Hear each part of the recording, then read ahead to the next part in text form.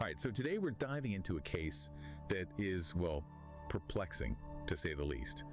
The murder committed by Luigi Mangione, a seemingly privileged guy, right, commits this shocking act.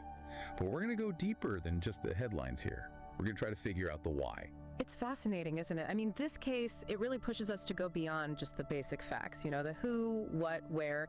We need to analyze Mangione's, his possible motives, and maybe even see how this case sort of reflects the wider issue of psychopathy in society as a whole. Exactly. And to help us break it all down, we have expert speaker joining us. Their work on criminal minds is really going to help us unpack all of this. Happy to be here. So one of the first things that jumped out at me was Mangione's capture. I mean, the murder, it was meticulously planned, right? But then he gets caught at a McDonald's. Yeah. Of all places. Not far from Manhattan either. It's like, what are your thoughts on that? Yeah, it's strange. It really is. If Mangione really wanted to just disappear, he could have. Easily. He could have just hopped on a plane at JFK and poof, gone. But he didn't. So it makes you wonder, right? Was this a choice, or was there like a subconscious desire to get caught? Maybe this seemingly botched escape, was it like a final act, a way to amplify his message? What do you think his message was? Well, from what I've analyzed, it seems like Mangione's motive, it was rooted in this deep rage against the U.S. healthcare system. His actions, as extreme as they were, they seem aimed at exposing a system that puts profits before people's lives. Yeah, that's a pretty powerful motivator, especially in the U.S. I mean, the contrast with how Europe deals with healthcare, it's pretty huge, right? Mm. Oh, absolutely. I mean, in a lot of European countries, healthcare, it's a right, it's fundamental. But here in the U.S., it's a constant source of stress, anxiety, especially for those who don't have, good insurance. And it's not hard to imagine how desperate people can get when they're constantly living with this fear that one illness could just, ruin them financially. And this case, it really blew up on social media. It's kind of interesting how many people actually sympathize with Mangione's actions. Some even see him as this anti-hero, fighting against a corrupt system. Yeah, and that brings us to this really tricky question. Is it ever okay to kill? Even if it's for some greater good. I mean, if we condone violence, even for, seemingly noble causes, are we setting a dangerous precedent? It's a slippery slope. Yeah, it's like that classic thought experiment, right? Would you kill Hitler? Most people say yes, but it does open up this whole can of worms about, preemptive action and who gets to be judge, jury, and executioner. Exactly. It's almost never black and white. These situations, they're usually full of moral gray areas. Speaking of gray areas, this case has also sparked a lot of discussion about this phenomena, hybristophilia. For those who don't know, it's this attraction that some people feel towards criminals. Yeah. Especially these attractive ones. Think Charles Manson. Ah, yes, hybristophilia. It's complex. It takes the bad boy thing to a whole other disturbing level. So is that what's happening with Mangione? Is it pure hybristophilia, or is there something more to it? I mean, are people romanticizing him, seeing him as a Robin Hood figure, sacrificing himself for the greater good? It's probably a mix of things. Mangione case, it really taps into a lot of anxieties, psychological and societal. Makes us face some uncomfortable truths about our systems, about ourselves even. But to really grasp the deeper forces at work here, we need to zoom out a bit. Consider this idea of corporate psychopathy. Oh, now this is where it gets really interesting. And I don't think there's a better example of corporate psychopathy than the whole fentanyl crisis. Right. Yeah, the fentanyl crisis it's a truly chilling example. Pharmaceutical companies, these corporations, they were driven by profit. They knowingly pushed these highly addictive painkillers, downplaying the risks, and they used all these manipulative tactics to influence doctors, to prescribe them. It's crazy. They even went so far as to blame the victims. Like addiction was a personal failing and not a consequence of their business practices. Yeah, their strategies, they were ruthless. Aggressive marketing, funding biased research, lobbying to weaken regulations, and the human cost. Devastating. Countless lives lost, families destroyed, communities torn apart. And this leads us to, well, another individual you've identified as a textbook psychopath, Donald Trump. Okay, before we go there, I just want to say that my assessment of Trump, it's a professional opinion. It's based on years of observing his behavior, analyzing his public statements. This is not about personal attacks. It's about using my knowledge of psychopathy and applying it to a public figure. Of course. And it's important that our listeners know we're not endorsing any particular political stance here. We're just exploring these ideas wherever they fall onto the spectrum. So you said that Trump meets the criteria for what's called an integrated psychopath. Can you tell us more about that? What are the traits that led you to this conclusion? So an integrated psychopath, this refers to someone who can successfully integrate their psychopathic traits into their personality, into their public image. They often come across as charming, charismatic, but underneath there's this manipulative and often very dangerous personality. And with Trump, we see a lot of the classic signs. Huge ego, lack of remorse, empathy, constant dishonesty, and he's incredibly good at manipulating his followers. He seems to thrive on chaos, division, exploiting others for personal gain. You've also talked about this concept, the right to warn, saying that experts, they have a responsibility to warn society about potentially dangerous individuals. Can you explain that a bit more? Yeah, absolutely. I mean, when someone with psychopathic traits gets into a position of power, the consequences, they can be catastrophic. It's our ethical duty to speak up, educate the public, give them tools to recognize and mitigate these dangers. Right.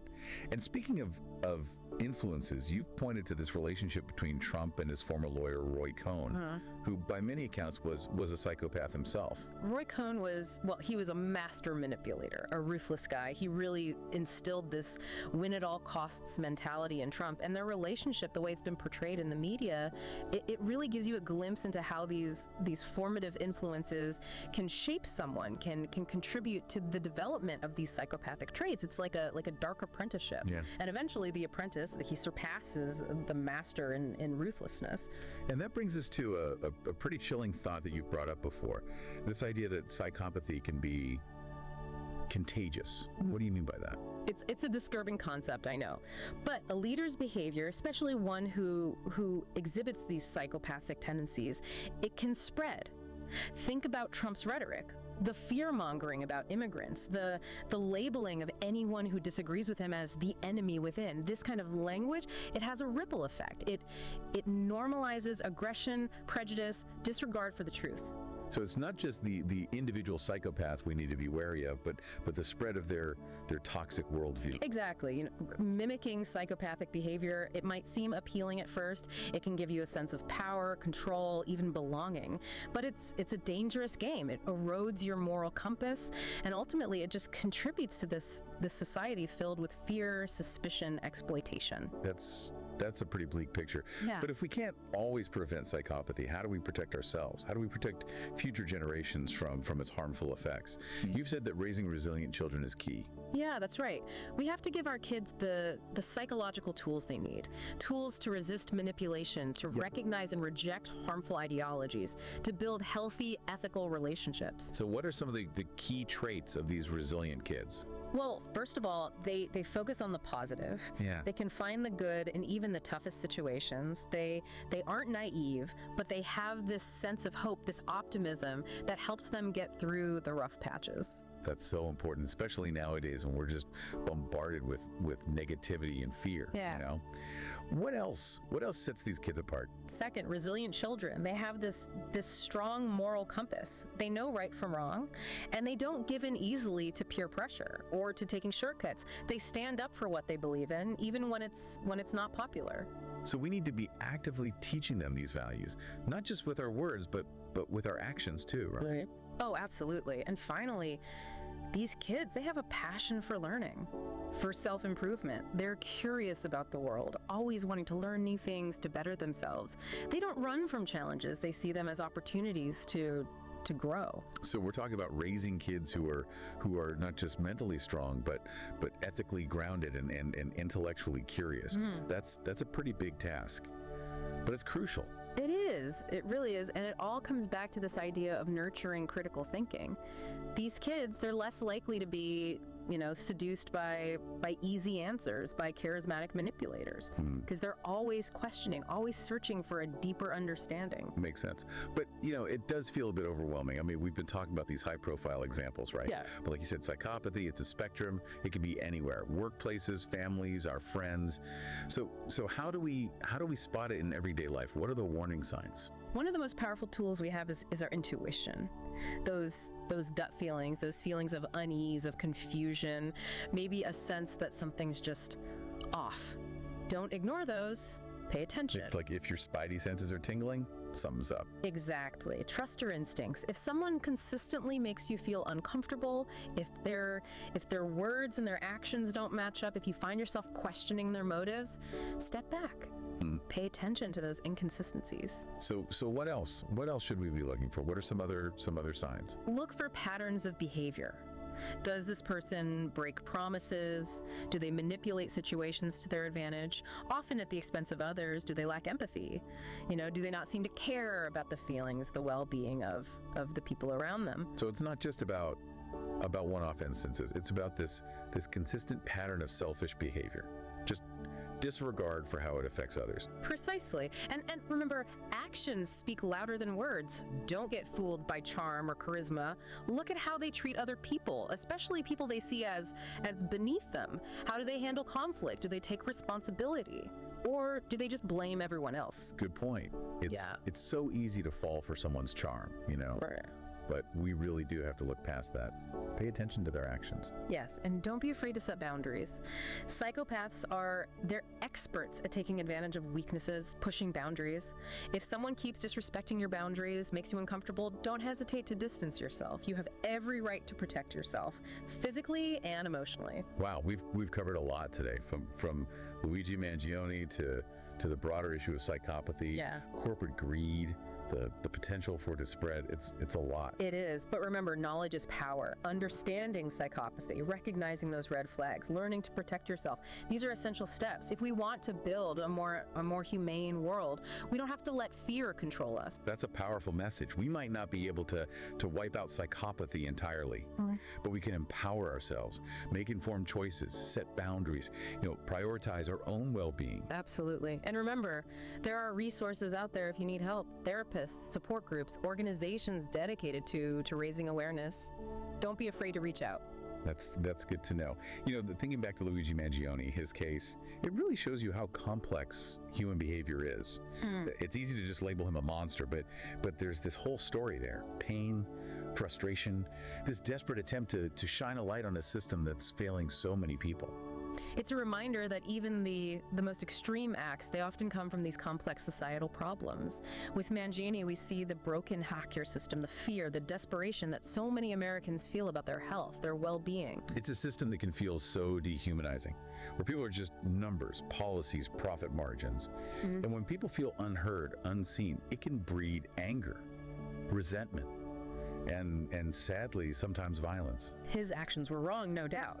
But his case, it's a stark reminder of the human cost when you have a system that puts profit before people. Yeah, it's a call to look deeper, to see the people behind the stories, to address those systemic issues that cause so much suffering. And to remember that we all have a role to play in creating a more just, a more compassionate world, whether it's advocating for change, supporting organizations, or just, treating the people around us with kindness and empathy.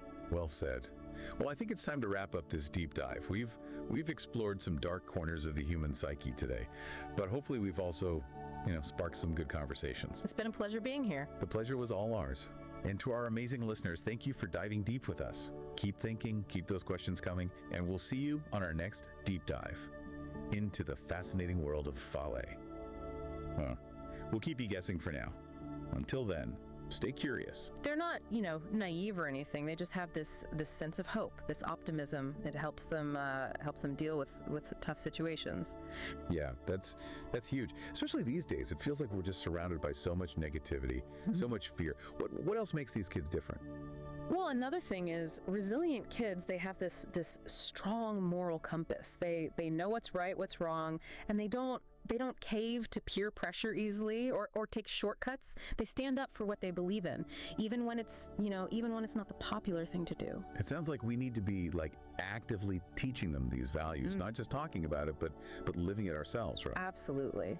And lastly, these kids have a real passion for learning, for bettering themselves. They're curious, always wanting to learn new things, new skills, and they don't shy away from challenges. They see them as opportunities for growth. So we're not just talking about mental strength, but raising kids who are ethical, who are intellectually curious. Man, that's a big job, but a super important one. It is, and it all ties back to this idea of encouraging critical thinking. These kids, they're less likely to fall for, simple answers or be swayed by charismatic people who might have bad intentions, because they're always questioning things. They're always digging deeper. That makes a lot of sense. It all feels a bit overwhelming, though. I mean, we've been talking about these big, high-profile cases, but like you said before, psychopathy. It's on a spectrum. It can show up anywhere, right? In our jobs, our families, our friends. So how do we spot it? Yeah. In our everyday lives? What are the red flags? Well, one of the most powerful tools we have is something people often overlook: our intuition, those gut feelings, that feeling of unease or confusion, or maybe like a sense that something's just not right. Don't dismiss those. Pay attention to them. Yeah. Like that saying, if your spidey senses are tingling, something's up. Exactly. Trust your gut. If someone is consistently making you uncomfortable, if their words and actions don't line up, if you're constantly questioning their motives, just take a step back. Look for those inconsistencies. Okay, so what else? What other signs should we be watching for? Pay attention to patterns. To behavior patterns. Does this person constantly break promises? Do they manipulate situations to get what they want, even if it means hurting other people? Do they lack empathy? Like, do they just not seem to care about how others feel? So it's not just like, one thing here or there. It's this pattern of selfish behavior. Yeah. Just not caring how their actions affect other people. Exactly. And remember, it's really about what people do, not just what they say. Don't be fooled by charm, by charisma. You gotta look at how they treat others, especially people they see as somehow beneath them. How do they act during conflict? Do they take responsibility, or do they just point the finger at everyone else? That's a good point. It's easy to get swept up in someone's charm, but we really have to look beyond that. Look at what they actually do. Yes, and don't be afraid to set boundaries. Psychopaths, they're really good at exploiting weaknesses, Right. pushing boundaries. So if someone keeps disrespecting your boundaries, makes you feel uncomfortable, don't hesitate to distance yourself, protect yourself. Physically and emotionally, you have the right to do that. Wow, we've covered a lot of ground today. Luigi Mangione, the bigger picture of psychopathy, corporate greed, how it can spread. It's a lot to take in. It is. It really is. But remember, knowledge is power. Understanding psychopathy, recognizing the warning signs, learning how to protect ourselves, those are the keys. If we want to build a better world, a more humane world, we don't have to let fear paralyze us. That's a really powerful message. We might not be able to completely get rid of psychopathy. Right. But we can empower ourselves. We can make good choices, set boundaries, prioritize our own well-being. Absolutely. And remember, there's help out there. Therapists who specialize in personality disorders, support groups, organizations that are trying to raise awareness. Don't be afraid to reach out if you need help. That's really good to know.